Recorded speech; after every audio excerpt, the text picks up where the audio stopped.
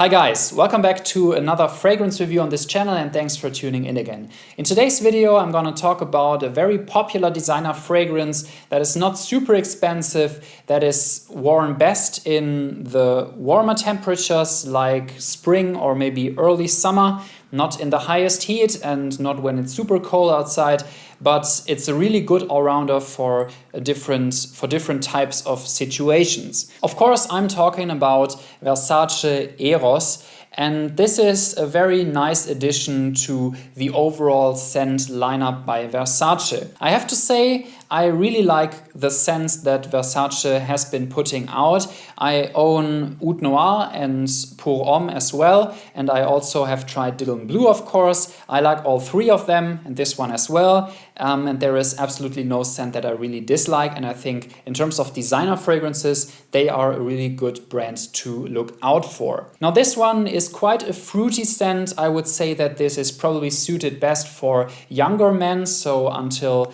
maybe your mid-20s or maybe the end of your 20s. I'd probably go for something more classic if I was older, so this is probably not suited for people above that age, but I would really recommend this for younger guys. In terms of flask design, they have taken a different route, however, because usually you will find Versace fragrances in these rectangular bottles with some angular thing going on in the front and the Versace logo, and these come in different colors. Dylan Blue, for example, has a blue color shift on front, and the Pour Homme one is just translucent. And this time they have chosen a very different design with this Greek pattern on the front and the face, whatever face that is. I quite like the design of the bottle itself. The cap feels a little cheap to me, which is mainly because there is some weird color shift with the face that is imprinted on there. But in general, it's a good bottle. It looks really nice on the shelf and there is nothing wrong there. And with this, we get to the note breakdown. And I will have to take a little cheat sheet because I wrote down the top, middle and base notes. So the top notes are apple, lemon and mint. In the hard notes, we have ambroxan, rose, geranium and tonka bean. At least that's what the Google translator told me Rosengeranie is called in English.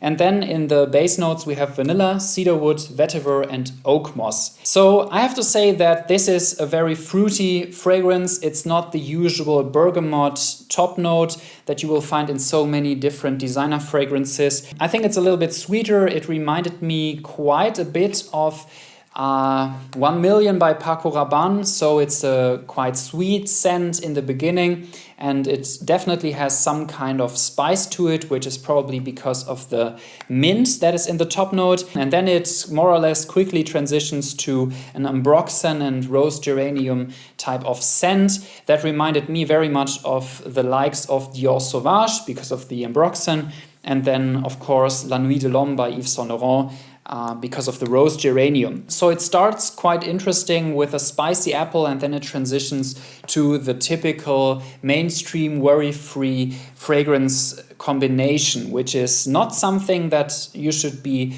worried about because it's actually very mass appealing, and I think it's also really nice. I especially like the influence of La Nuit de l'Homme, which is a really nice scent to my taste. I don't really smell tonka bean, I don't really smell vetiver and oak moss in the base notes. I think after 3 to 4 hours it definitely transitions to a vanilla and cedarwood type thing, which is mainly dominated by vanilla, so you will have a very sweet ending to this fragrance. This is why I would recommend this not for the highest heat temperatures. I would not recommend this for the coldest temperatures because of the fruitiness, and it's really a nice fragrance for spring and maybe early summer. I have to say though that unlike other reviewers that have spoken about this, I would not recommend this for going clubbing because I think it's definitely too weak to hold up against all the different smells that you have when you are out going to the club. And I would also recommend this probably for inside the office.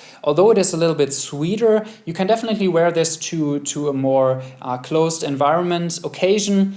and I think it's really capable of this because of the rose geranium and of the ambroxan. So it's more in the league of Dior Sauvage, which you can also, of course, wear like all the time because it's a great scent. So in my eyes, I think it's a really nice scent if you're younger. I probably wouldn't wear this if I was above 30. I would love to see an eau de parfum concentration coming out with this, although I fear that they would probably go too much in the vanilla direction with a stronger version of this, which is always kind of difficult. I don't think it should get any sweeter, so there is some kind of risk involved, but I would love this to last a little bit longer on my skin, although you definitely get 5 to 6 hours with this eau de toilette concentration. So thanks for watching, guys. That's about it for my review. If you have any questions or feedback, leave that in the comment section down below. If you like this video, please leave me a thumbs up, and if you don't know this channel yet, you are of course free to subscribe to see more of these types of videos. Thanks for watching, guys. Have a great day, and bye bye.